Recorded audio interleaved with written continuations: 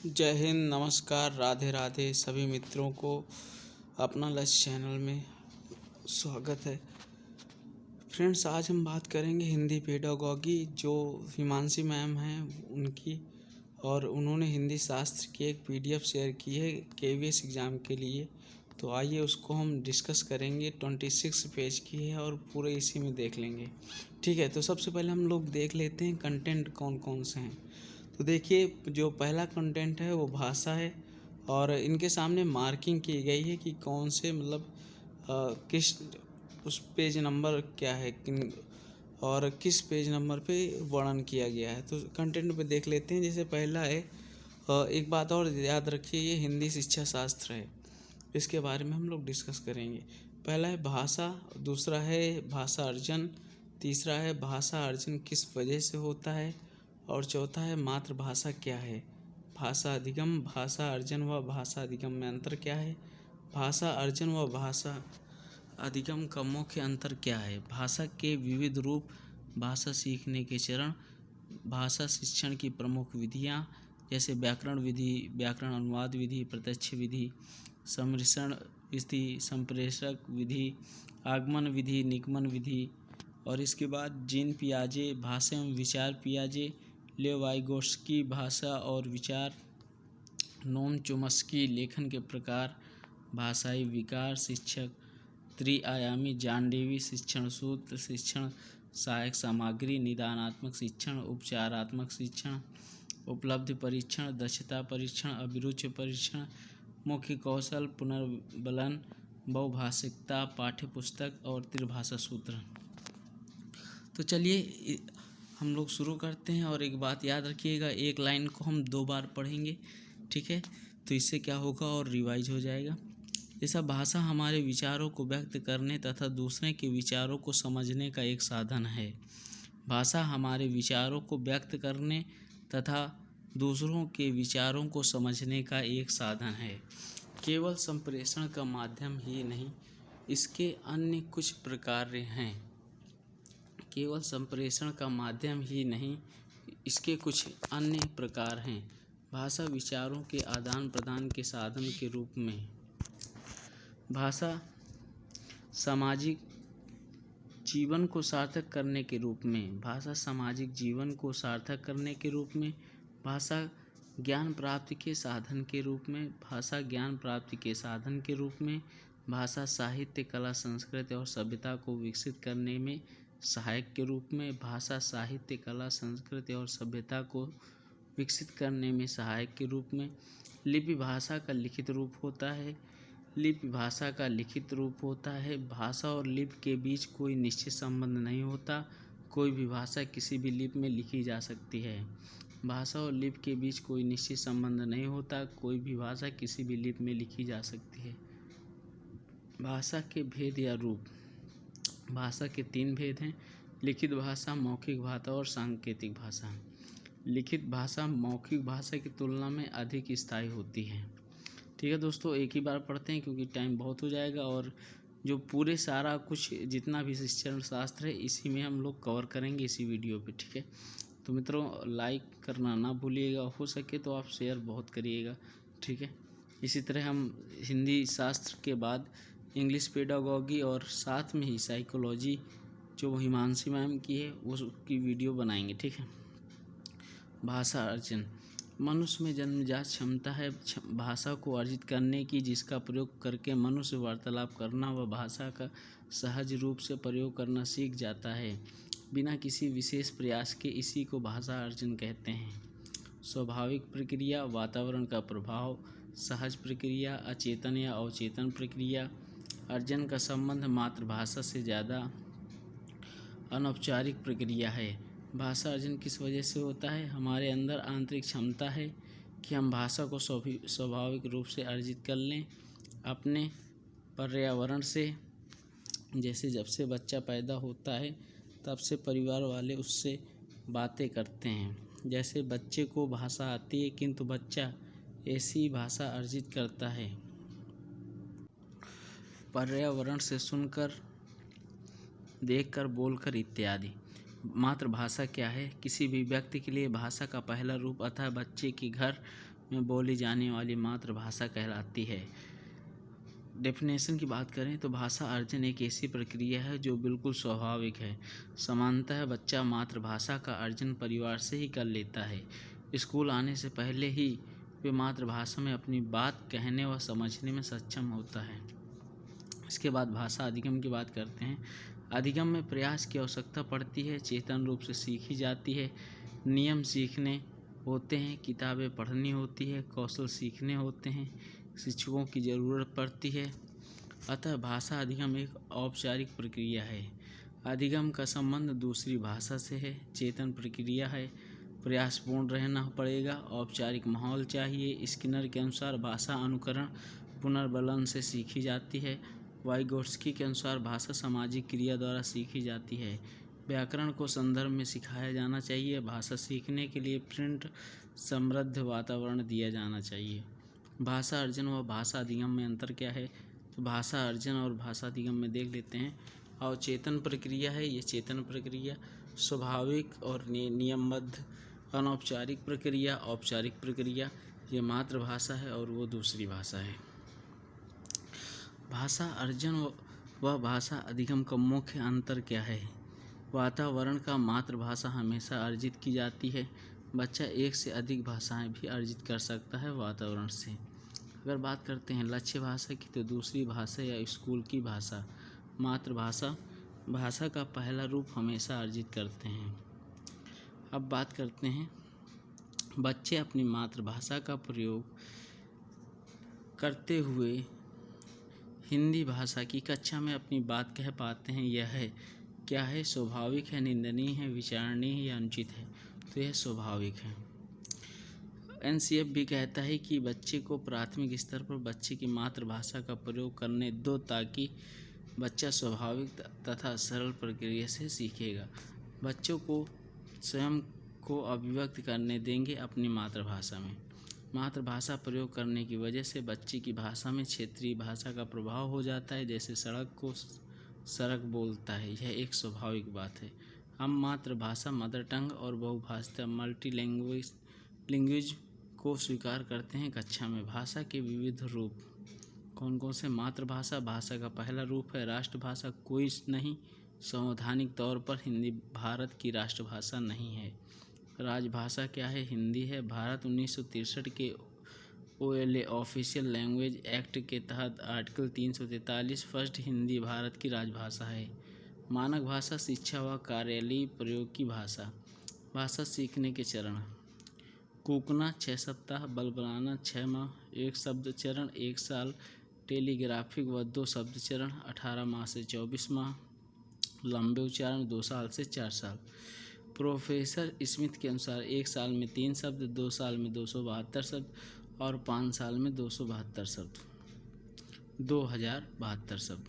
भाषण शिक्षण की प्रमुख विधियाँ कौन कौन सी हैं? व्याकरण विधि, प्रत्यक्ष विधि, संप्रेषण परक विधि और निगमन विधि। व्याकरण अनुवाद विधि, सम्मिश्रण विधि, आगमन विधि। व्याकरण विधि: इस विधि के अंतर्गत अन्य भाषा के नियमों को कुछ शब्दों के साथ सिखाया और याद कराया जाता है। इसके बाद शब्द संयोजन और व्याकरणिक नियमों के आधार पर अभ्यास कराए जाते हैं। व्याकरण अनुवाद विधि: यह विधि 19वीं शताब्दी के अंत तक परंपरागत और मान्य विधि के रूप में प्रचलित रही। इसमें व्याकरण अनुवाद 2 विधियां परस्पर संयोजित हैं। इस विधि में बच्चे लक्ष्य भाषा पढ़ना लिखना तो सीख लेते हैं, परंतु बोलने के ज़्यादा अवसर नहीं मिलते। इस विधि में बच्चे की मातृभाषा में अनुवाद के माध्यम से लक्ष्य भाषा सिखाई जाती है। प्रत्यक्ष विधि: व्याकरण अनुवाद विधि की अनेक सीमाओं के कारण प्रत्यक्ष विधि का आविर्भाव हुआ। इसे मौखिक वार्तालाप विधि भी कहा जाता है। इस विधि में शिक्षार्थी की मातृभाषा की मध्यस्थता के बीच अन्य भाषा सिखाई जाती हैं। इस विधि में बच्चे की मातृभाषा का प्रयोग नहीं किया जाता है, केवल लक्ष्य भाषा को आधार बनाया जाता है। सम्मिश्रण विधि: इस विधि के अंतर्गत भाषा शिक्षण की प्रक्रिया के व्यवहारिक पक्षों का सम्मिश्रण है। इस सम्मिश्रण विधि में शिक्षक भाषा शिक्षण के विभिन्न उद्देश्यों के अनुरूप और शिक्षण प्रक्रिया के विभिन्न चरणों पर किसी भी विधि का चयन कर सकता है। संप्रेषण विधि: प्रत्यक्ष विधि की प्रक्रिया को और शुद्ध बनाते हुए संप्रेषण संप्रेषण परक विधि का विकास हुआ। भाषा सीखने में भाषा की संरचना सीखता है। यह स्वाभाविक रूप से भाषा के प्रयोग पर बल देती है। संप्रेषण के माध्यम से भाषा सीखी जाती है। आगमन विधि उदाहरण से नियम की ओर, विशिष्ट से सामान्य की ओर, ज्ञात से अज्ञात की ओर। उदाहरण: पहले संज्ञा के उदाहरण देते हुए बाद में परिभाषा बताना। निगमन विधि नियम से उदाहरण की ओर, सामान्य से विशिष्ट की ओर, और पहले परिभाषा बताना फिर उसके उदाहरण और प्रश्न हल करवाना। जीन पियाजे अहम केंद्रित वाक्य। जीन पियाजे ने भाषा को संज्ञानात्मक विकास के लिए बहुत महत्वपूर्ण नहीं माना है। अहम केंद्रित वाक्य क्या होता है? अहम केंद्रित वाक्य का मतलब कि बच्चा खुद से ही बोलकर बात करता है 2 से 6 वर्ष की उम्र में। भाषा एवं विचार पियाजे। जीन पियाजे कहते हैं कि पहले विचार आया या फिर भाषा आई। जीन पियाजे ने कहा कि विचार से भाषा आती है और विचार भाषा को सुनिश्चित भी करता है। लेव वाइगोत्स्की भाषा बालक अपने परिवेश से अंतःक्रिया करते हुए सीखता है। इसके अनुसार निजी भाषा बालक के संज्ञानात्मक विकास में सहायक होती हैं। लेव वाइगोत्स्की कहते हैं कि भाषा मानव का सर्वश्रेष्ठ यंत्र है जिसके द्वारा हम ज्ञान का निर्माण कर सकते हैं, समझ सकते हैं और समझा सकते हैं। लेव वाइगोत्स्की के अनुसार सिद्धांत का नाम सामाजिक सांस्कृतिक सिद्धांत है। अंतरीकरण बालक बाहरी वातावरण के अवलोकन को अपने भीतर आत्मसात करके सीखता है। यह संज्ञानात्मक विकास व भाषा दोनों के विकास में सहायक है। लेव वाइगोत्स्की के सिद्धांत में भाषा के 3 महत्वपूर्ण पक्ष हैं। सामाजिक वाक्य 2 वर्ष की उम्र में, निज वाक्य 3 वर्ष से 6 वर्ष की उम्र में, आंतरिक मौन वाक्य 6 वर्ष के बाद। भाषा और विचार वाइगोत्स्की के अनुसार शुरुआती सालों में भाषा और विचार एक दूसरे से स्वतंत्र होते हैं, एक समय के बाद मिल जाते हैं। क्वेश्चन है, जिग्सा पहेली को करते समय 5 वर्ष की नजमा स्वयं से कहती है, नीला टुकड़ा कहाँ है? नहीं, यह वाला नहीं, गाढ़े रंग वाला जिससे यह जूता पूरज बन जाएगा। इस प्रकार की वार्ता को वाइगोत्स्की किस तरह से संबोधित करते हैं? तो यह व्यक्तिगत वार्ता है। ठीक है, अब आते हैं नोम चोम्स्की से। प्रत्येक बालक भाषा सीखने की जन्मजात शक्ति क्षमता के साथ पैदा होता है जिसे भाषा अर्जन यंत्र एलईडी कहा जाता है। एलईडी क्या है? Language acquisition device. विश्व की सभी भाषाएं एक ही मूल व्याकरण से संबंध है जिसे समझने में भाषा अर्जन यंत्र एलईडी हमारी सहायता करता है। भाषा अर्जन यंत्र एलईडी 5 साल तक ज़्यादा सक्रिय रहता है। यह संवेदनशील काल होता है भाषा सीखने के लिए। भाषा अर्जन क्षमता किसके साथ संबंधित है? तो यह भाषा अर्जन समझे एलईडी जेम्स चोम्स्की के साथ। B option. ठीक, इसके बाद भाषा कौशल की बात करते हैं। भाषा कौशल कौन कौन से हैं? सुनना, बोलना, पढ़ना, लिखना। सुनना और पढ़ना ग्रहात्मक कौशल हैं, बोलना लिखना अभिव्यक्तात्मक कौशल हैं। भाषा कौशल का मनोवैज्ञानिक क्रम कौन सा है? सुनना, बोलना, पढ़ना, लिखना। भाषा के मुख्य चारों कौशल सुनना, बोलना, पढ़ना, लिखना एकीकृत व अंतः संबंधित है। सुनना और पढ़ना ग्रहात्मक कौशल हैं, बोलना और लिखना अभिव्यक्तात्मक कौशल हैं। भाषा कौशल सुबोध लिखित क्रम में सीखे जाते हैं, परंतु केवल इसी क्रम में सीखे जाते हैं ऐसा नहीं है। सुनना, बच्चों को सुनने को मौका देंगे, बच्चों से शब्दों का उच्चारण करवाना, कहानी व कविता सुनाना। दूसरा, बोलना, कविता का पठन, संवाद कर सकते हैं, मौखिक प्रश्न पूछ सकते हैं, बच्चों से किसी भी विषय पर टिप्पणी करने को कहा जा सकते हैं। पढ़ना, पढ़ने के कौशल को वाचन भी कहते हैं, जिसे पढ़ना साइलेंट रीडिंग, मौन पाठन, लाउड रीडिंग, सस्वर पाठन। मौन पठन से बच्चे का ध्यान बेहतर होता है, तेजी से पढ़ सकता है, ज़्यादा विषय पढ़ सकता है। अब बच्चे का उच्चारण अच्छा होगा, सुनने और बोलने के कौशल बेहतर होंगे। सस्वर पठन से रस भी आता है। लिखना, अध्यापिका बच्चों को वर्तनी की अशुद्धियों को ठीक कराने के लिए श्रुतलेख का प्रयोग किया जाएगा। लेखन के प्रकार, सुंदर लेख, वर्तनी की अशुद्धियाँ दूर कराना, अक्षरों का अनुरेख या ट्रेस कराना। भाषाई विकार की बात करें तो अफेसिया के कारण सुनने, समझने और बात करते समय भाषा के उपयोग में समस्याएं आती हैं। डिक्लेसिया पठन क्षमता, पढ़ने और लिखने में समस्या। पठन में वैकल्य, बच्चों को प्राथमिक लक्षण क्या हैं? न्यून अवधान विकार, अपसारी चिंतन, पढ़ने में धारा प्रवाह, पढ़ने की क्षमता, एक ही गतिविषय कार्य को बार बार दोहराना। शिक्षण त्रियामी, जॉन डेवी ने अध्यापक, छात्र और विषय वस्तु। शिक्षण सूत्र, ज्ञात से अज्ञात की ओर, मूर्त से अमूर्त की ओर, सरल से जटिल की ओर। शिक्षण सहायक सामग्रियाँ कौन कौन सी हैं? दृश्य सामग्री जैसे चार्ट, श्रव्य सामग्री रेडियो, दृश्य श्रव्य सामग्री टीवी और क्रियाक्राफ्ट सामग्री फील्ड ट्रिप। शिक्षण सहायक सामग्री का क्या प्रयोग है? शिक्षण सहायक सामग्री का प्रयोग शिक्षक को और ज़्यादा रुचिकर बनाने के लिए, प्रभावी बनाने के लिए, स्वाभाविक भागीदारिता सक्रिय बनाने के लिए किया जाता है। प्राथमिक स्तर की पाठ्य पुस्तकों में कार्टून, भाषण, विज्ञापन आदि बच्चों के भाषा विकास, क्षमता विकास में सहायक हैं। प्राथमिक स्तर पर भाषा सीखने में भाषा संबंधी कौन सा संसाधन सर्वाधिक महत्वपूर्ण है? तो वह है बाल साहित्य। दृश्य सामग्री कौन कौन सी हैं? श्यामपट्ट, चार्ट, पाठ्यपुस्तक और मानचित्र। इसके बाद सब सामग्री कौन कौन सी हैं? Radio, microphone, amplifier, tape recorder. दृश्य सभ्य सामग्री की बात करते हैं, फिल्म प्रोजेक्टर, टेलीविज़न, चलचित्र। क्रिया सहायक सामग्री, किसी ऐतिहासिक संग्रहालय, उद्यान या का भ्रमण करना। मूल्यांकन एवं उपचारात्मक शिक्षा। मूल्यांकन एक ऐसी निरंतर चलने वाली प्रक्रिया है जिससे शिक्षक छात्र के ज्ञान व सीखने की प्रक्रिया का आकलन करते हैं। आकलन का क्या उद्देश्य होता है? जो शिक्षक के छात्र को सिखाया है वह छात्र के द्वारा कितना सीखा गया है, छात्रों की समस्या को दूर करना, छात्रों की योग्यता, रुचि, कुशलताओं को पहचान कर उनके अनुसार शिक्षण विधि को तैयार करना। मूल्यांकन क्या है? आकलन और मापन। आकलन में यह देखते हैं कि बच्चा कैसे सीखता है, मापन में यह देखते हैं कि बच्चे ने कितने प्रतिशत सीखा है।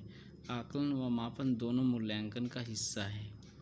निदानात्मक परीक्षण की बात करें, जब शिक्षक छात्रों को किसी विषय में कार्य करने को देता है और उसमें छात्र असफल या कठिनाई अनुभव करता है तो छात्र की असफलता व कठिनाई के पीछे का कारण जानना ही निदान कहलाता है।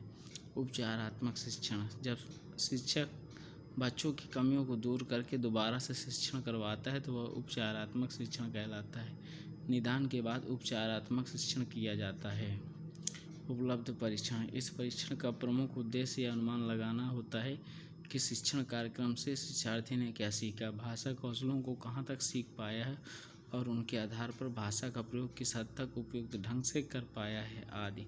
दक्षता परीक्षा, इसमें यह जाना जा सकता है कि शिक्षार्थी शिक्षक विषय को कहाँ तक समझ पाया है और भाषा कौशलों में उसकी दक्षता या प्रवीणता का स्तर कितना है।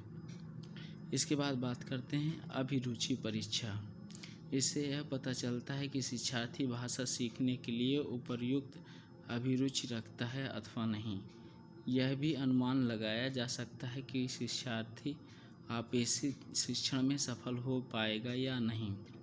इसके लिए यह आवश्यक नहीं है कि शिक्षार्थी को लक्ष्य विषय का पूर्व ज्ञान हो, किंतु दक्षता परीक्षा के लिए लक्ष्य विषय का ज्ञान होना आवश्यक है। प्राथमिक स्तर पर बच्चों की भाषा का आकलन करने का उद्देश्य क्या है? तो उसका उद्देश्य उसके भाषा प्रयोग की क्षमता का आकलन करना। मुख्य कौशल की बात करते हैं तो वो कौन कौन से हैं? सुनना और बोलना। पुनर्बलन में कौन सा है? बोलना और लिखना। बहुभाषिकता, एनसीएफ बहुभाषिकता को संसाधन मानता है। बहुभाषिकता का मतलब है एक ही कक्षा में कई भाषा बोलने वाले बच्चे होना। बहुभाषी कक्षा में बच्चों की मातृभाषा को संसाधन के रूप में प्रयोग किया जाता है। बहुभाषिकता हमारी पहचान भी है और हमारी क्या है? सभ्यता और संस्कृति का अभिन्न अंग भी है। इसके बाद पाठ्य पुस्तक की बात करते हैं तो कई संसाधनों में से एक संसाधन है लेकिन एकमात्र संसाधन नहीं है। रंग बिरंगी होनी चाहिए, आसान भाषा में होनी चाहिए, बोलचाल की भाषा होनी चाहिए, व्यवहारिक ज्ञान पर आधारित हो और बच्चे के स्तर के अनुरूप होनी चाहिए। इसके बाद त्रिभाषा सूत्र की बात करें तो 1964 से 66 में कोठारी आयोग द्वारा त्रिभाषा सूत्र की संकल्पना दी गई। पहली भाषा के रूप में मातृभाषा या क्षेत्रीय भाषा को पढ़ाया जाए द्वितीय भाषा के रूप में हिंदी भाषी राज्यों में कोई भी आधुनिक भारतीय भाषा या अंग्रेजी भाषा को और गैर हिंदी भाषा क्षेत्रों में हिंदी भाषा को द्वितीय भाषा के रूप में पढ़ाया जाए। तृतीय भाषा के रूप में हिंदी भाषी तथा गैर हिंदी भाषी दोनों राज्यों में अंग्रेजी या कोई भी ऐसी आधुनिक भारतीय भाषा जिसे द्वितीय भाषा के रूप में ना पढ़ाया गया हो। इसके बाद अब हम लोग अभ्यास करेंगे। चलिए अभ्यास करते हैं। निम्नलिखित में से किस कार्य के लिए शब्दकोश में सहायता नहीं मिलेगी? उच्चारण में सुधार, शब्द संपदा में सुधार, वर्तनी में सुधार या लिखावट में सुधार। तो इसका आंसर डी होएगा, लिखावट में सुधार।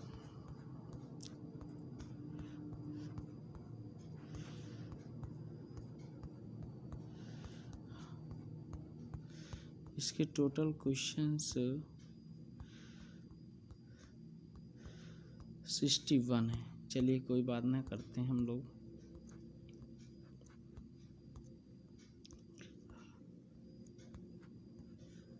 हाँ, सेकंड नंबर, समग्र भौतिक प्रतिक्रिया विधि में क्या होता है? श्रवण अवबोधन विषय का आधार है। जब विद्यार्थी आनंद के लिए पढ़ते हैं तो इसका तात्पर्य क्या है? विस्तार से पठन में संलग्न है। भाषा संकेत परिवर्तन और भाषा संकेत मिश्रण बहुधा द्विभाषी बच्चों में देखे जाते हैं। भाषा की आधारभूत संरचना इकाई क्या है? स्वनिम है।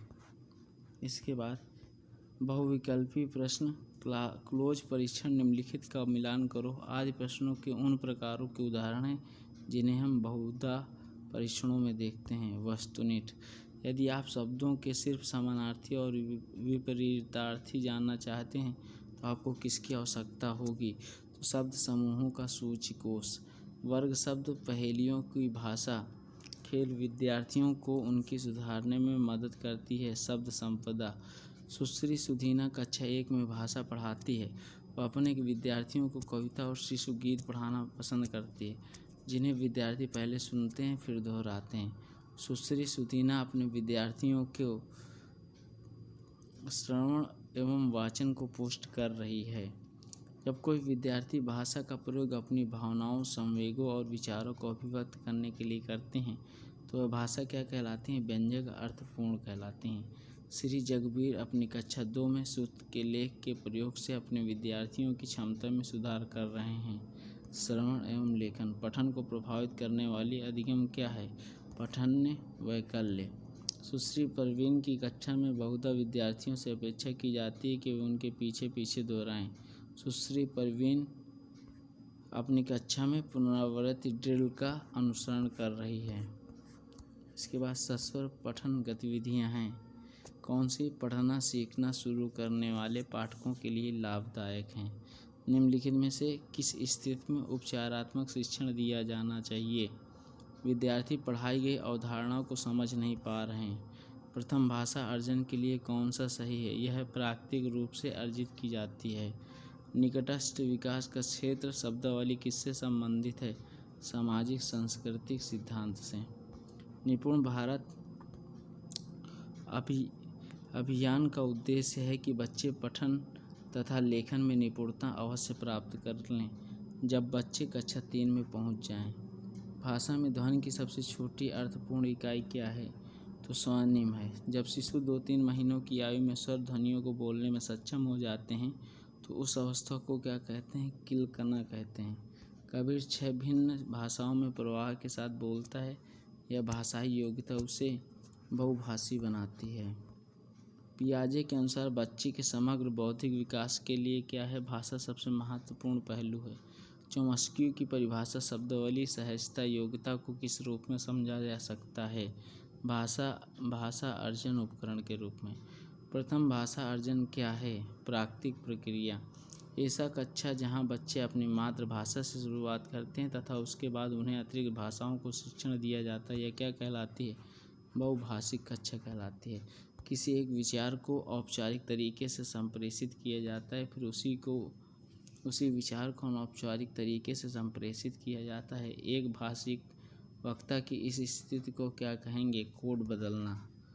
नोम चॉम्स्की समर्थन करते हैं कि सभी संस्कृतियों में भाषा अधिगम का प्रतिरूप अधिकांशतः एक जैसा है।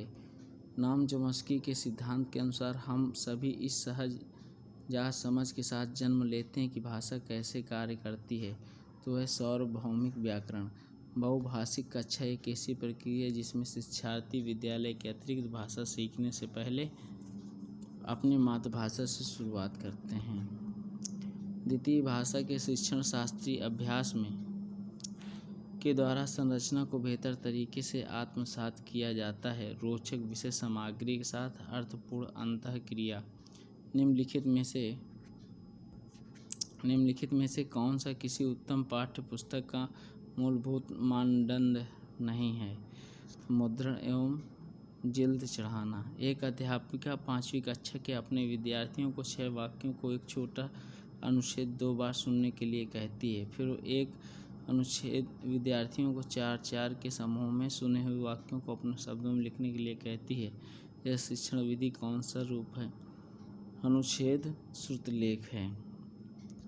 ठीक मित्रों, तो अब ये जो है बाकी के जो क्वेश्चन हैं नेक्स्ट पार्ट में रखेंगे क्योंकि वीडियो लंबी जाएगी। ठीक है, तो मिलते हैं नेक्स्ट वीडियो पे। जय हिंद, जय भारत।